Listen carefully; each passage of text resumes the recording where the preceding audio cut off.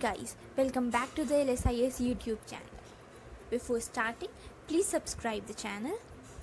In our last lecture, we discussed about some introductory part of economics. Scarcity and choice is the essentials of study of economics, micro and macroeconomics, positive and normative economics. And our next lecture is about central problems of an economy. In this lecture, we'll know about what is an economic problem, causes of economic problem, central problems, and types of economy. As discussed in the last chapter about economy is a system which provides livelihood to people through the process of production, consumption of goods and services, and exchange of money. We have already discussed about production, consumption, and exchange of money, so I'm skipping it right now. Now, coming to our topic, economic problem. We have already discussed about the relationship between scarcity and choice, and the problem of choice. If we take an example of present scenario, suppose Mr. X wanted to establish a factory, तो वो किस चीज़ की factory लगाएंगे? They have n number of options like perfume, soap, sanitizer, but the resources are highly limited, so he have to choose one option. So he'll see that the demand of sanitizers is increasing. लोग sanitizers की बहुत demand कर रहे हैं because of the pandemic, so he'll choose sanitizers because he know that it will provide him maximum profit right now. सो हमारे जो limited resources हैं, हम उनको किस तरह यूज़ करें कि हमें मैक्सिमम प्रॉफिट मिल सके. इसी प्रॉब्लम को हम इकोनॉमिक प्रॉब्लम कहते हैं. The problem of allocation of scarce resources to different uses for the satisfaction of maximum human wants is economic problem. हर इकोनॉमी में रिसोर्सेज लिमिटेड होते हैं, तो that economy has to decide what it has to produce, as it cannot produce everything for everyone. There are three causes of economic problems. First, unlimited wants. Second, limited resources. Third, alternative uses. Unlimited wants. Human wants are unlimited in number. The satisfaction of one want ultimately gives rise to another want. All the wants of every member of the society cannot be fulfilled at a point of time. So it has to be decided which want should be fulfilled first. एक ही समय पे हमारी सारी wants पूरी नहीं हो सकती. So we have to see which want is more important to us और हम उसे ही पहले पूरा करेंगे.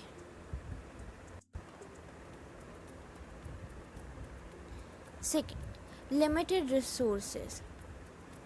The resources available in the society in an economy are highly limited and they cannot be used to fulfill all the wants. एक economy में resources limited होते हैं क्योंकि उनकी डिमांड सप्लाई से ज़्यादा होती है और वो अनलिमिटेड ह्यूमन वांट्स को फुलफ़िल करने के लिए सफिशिएंट नहीं होते. Third, alternative uses. The resources available in the society have different uses. जो हमारे पास resources हैं उनके बहुत सारे use हैं. For example, milk. हमारे पास milk के बहुत सारे uses होते हैं. हम milk से कर्ड बना सकते हैं, पनीर, चीज़, शेक्स, आइसक्रीम एक्सेट्रा. एक और एग्जाम्पल लेते हैं अनियन का, प्याज. As we all know that onion is a most common ingredient or vegetable used in our Indian households. बहुत कॉमनली प्याज यूज़ किया जाता है और उसकी डिमांड हमेशा बहुत रहती है. एक वक्त था जब अनियन के प्राइसेस बहुत ज़्यादा बढ़ गए थे. क्योंकि उसकी स्कैरसिटी हो गई थी, कमी हो गई थी, वो इजीली अवेलेबल नहीं हो पा रहा था, डिमांड को मीट नहीं कर पा रही थी अनियन की supply.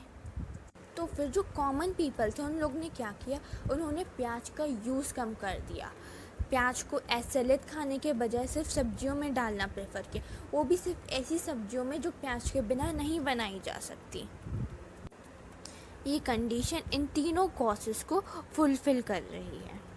Central problems of an economy, basically we have 3 central problems: what to produce and how much to produce, how to produce and for whom to produce। हम क्या प्रोड्यूस करें और कितनी क्वांटिटी में करें, कैसे करें और किसके लिए प्रोडक्शन करें। First, what to produce and how much to produce। Every economy have to decide what kind of goods and services to be produced to satisfy maximum wants of the people.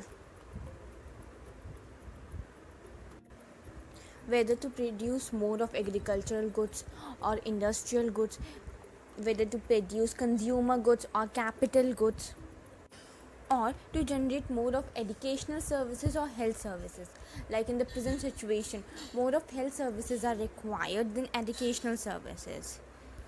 Here I use the words capital goods and consumer goods.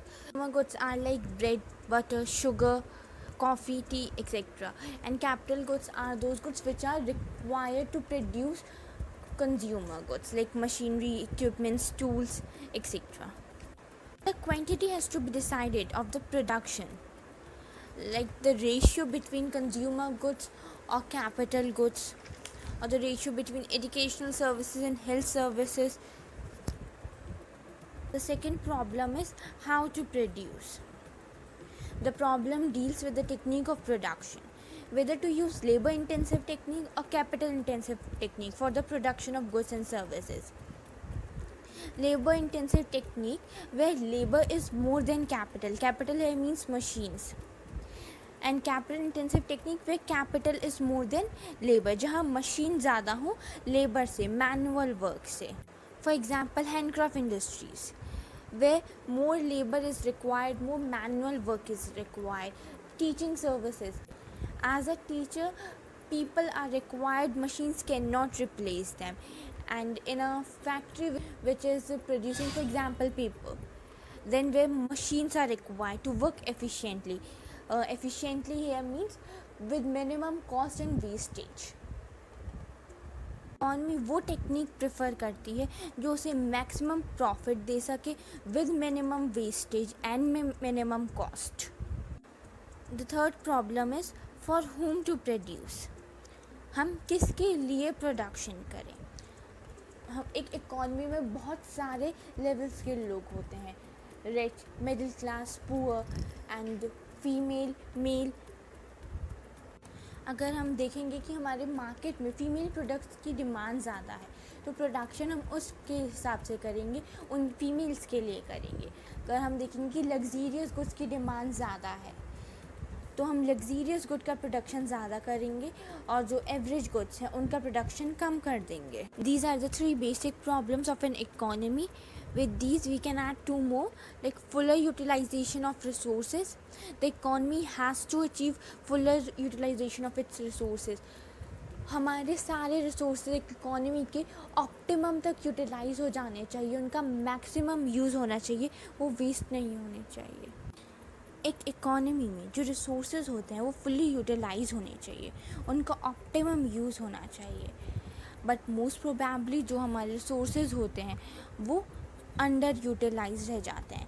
For example, in India unemployment is the major problem. Next is how to achieve growth of resources. हमारे resources continuously grow करने चाहिए, एक stagnant position पे आके रुक नहीं जाने चाहिए। तो economy have to ensure the growth of its resources. Our next topic is types of economy.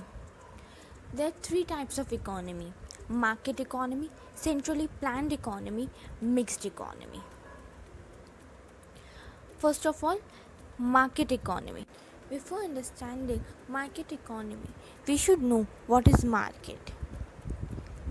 Market is a mechanism which organizes a free interaction of individuals for the purpose of exchange of goods and services. Market एक place नहीं है जो हम मान के चलते हैं, it's a mechanism it's a organisation जो प्रोवाइड कराता है free interaction of individuals for the purpose of exchange of goods and services. लोगों का फ्री इंटरेक्शन ताकि वो गुड्स खरीद सकें और बेच सकें। इस मार्केट, एक मार्केट इकोनॉमी में मार्केट और मार्केट फोर्सेस का कंट्रोल होता है। मार्केट फोर्सेस यानी सप्लाई एंड डिमांड। अगर किसी गुड्स के प्राइसेस बढ़ रहे हैं तो ये एक सप्लायर के लिए, एक प्रोड्यूसर के लिए इंडिकेशन माना जाता है कि उस गुड की डिमांड बढ़ रही है, तो वो उस गुड्स को और प्रोड्यूस करना शुरू कर देता है ताकि उस डिमांड को मीट कर सके। और अगर एट अ पर्टिकुलर टाइम किसी प्रोडक्ट के प्राइसेस कम हो रहे हैं तो प्रोड्यूसर उस प्रोडक्ट को प्रोड्यूस करना कम कर देगा और वो रिसोर्सेज जो उस प्रोडक्ट के लिए थे उन्हें कहीं और लगाएगा ताकि उसको मैक्सिमम प्रॉफिट मिल सके। So in a market economy, the total control of the market forces of demand and supply. हमारे पास कैपिटलिस्ट इकोनॉमी यानी मार्केट इकोनॉमी का एक एग्जाम्पल है US. US is the biggest capitalist economy. Second, centrally planned economy.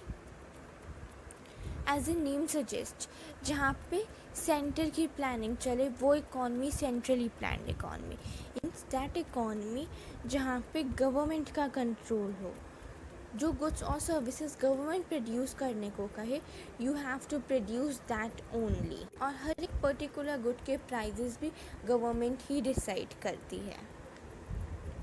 Third, mixed economy. Mixed economy market economy और centrally planned economy दोनों का mixture है, जहाँ पे मार्केट फोर्सेस का भी वर्क होता है और गवर्नमेंट का भी वर्क होता है। मार्केट फोर्सेस मार्केट को कंट्रोल करके रखती हैं, प्रोडक्ट की डिमांड और सप्लाई, उसका प्रोडक्शन कम होना और बढ़ाना डिफाइन करते हैं। लेकिन मार्केट रेगुलेट गवर्नमेंट करती है। India is an example of mixed economy. यहाँ पे डिमांड और फोर्सेस का वर्क चलता है, जैसे डिमांड बढ़ेगी वैसे प्राइजेस बढ़ते जाएंगे, डिमांड कम होगी प्राइजेस कम हो जाएंगे। कई बार हमने ये सुना होगा न्यूज़ में कि गवर्नमेंट फार्मर्स से उनका जो एग्रीकल्चरल प्रोड्यूस होता है वो एक मिनिमम प्राइस पे ख़रीद लेती है, ताकि अगर वो बिक नहीं रहा हो तो वेस्ट ना जाए और उसकी स्कैरसिटी ना हो जाए और फार्मर्स को भी अपना एक फिक्स प्राइस मिलता रहे। मिक्स्ड इकॉनमी में दोनों का काम होता है, मार्केट फोर्सेस का भी और गवर्नमेंट का भी। ये जो हमारी टाइप्स ऑफ इकॉनमी है, ये एक टाइप से सेंट्रल प्रॉब्लम्स का सल्यूशन भी देती है। Market economy, what to produce, हम क्या प्रोड्यूस करें वो हम प्रोडक्शन होगा जिसकी डिमांड ज़्यादा है।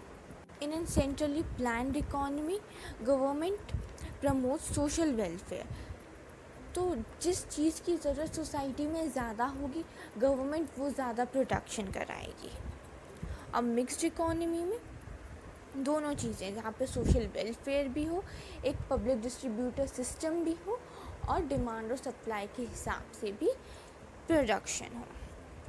हाउ टू प्रोड्यूस, हम कैसे प्रोडक्शन करें, तो मार्केट इकॉनमी में पैसा मार्केट का लगा होता है, प्राइवेट सेक्टर का एम्फेसिस होता है, तो वो अपना कॉस्ट रिड्यूस करने के लिए कैपिटल इंटेंसिव टेक्निक का यूज़ करेगी, मशीन्स का यूज़ करेगी ताकि उसकी कॉस्ट बच सके और उसको प्रॉफिट ज़्यादा हो।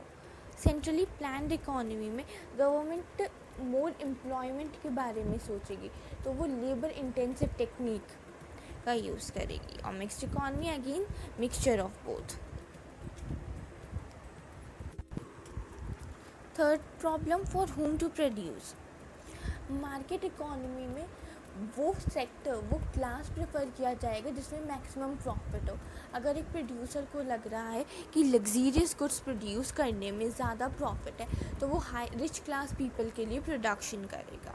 और सेंट्रली प्लान्ड इकॉनमी में ये देखा जाता है कि हमारा वीकेस्ट सेक्शन कौन सा है, हम उसको कैसे अपलिफ्ट करें, तो वो वैसे प्रोड्यूस करेगी जिससे अपलिफ्टमेंट ऑफ वीकर सेक्शन हो। Now the difference between the three.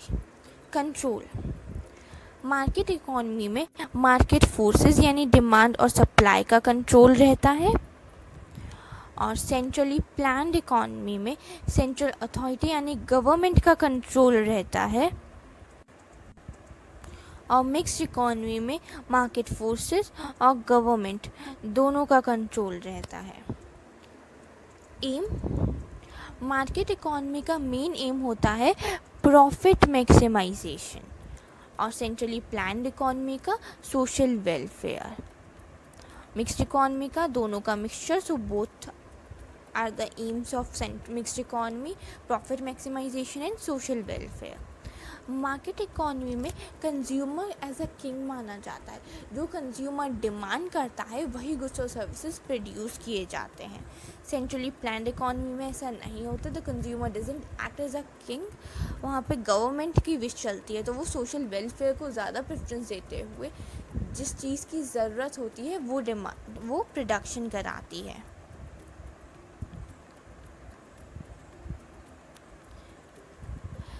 और मिक्स्ड इकॉनमी में कंज्यूमर किंग की तरह एक्ट करता है, डिमांड के अकॉर्डिंग प्रोडक्शन होता है, लेकिन जो नेसेसरी थिंग्स हैं उनका प्रोडक्शन भी होता है। मार्केट इकॉनमी में जो प्राइस होते हैं वो मार्केट डिटरमाइन करता है, और सेंट्रली प्लान्ड इकॉनमी में प्राइस गवर्नमेंट डिटरमाइन करती है, और मिक्स्ड इकॉनमी में both government and market decides a price. Market economy में प्राइवेट सेक्टर का डोमिनेशन माना जाता है, और सेंट्रली प्लान्ड इकॉनमी में पब्लिक सेक्टर का, और मिक्स्ड इकॉनमी में both private and public sector unites and work. Now there are some questions for the chapter. First, what are the causes of economic problem? Explain. Second, what do you mean by an economy?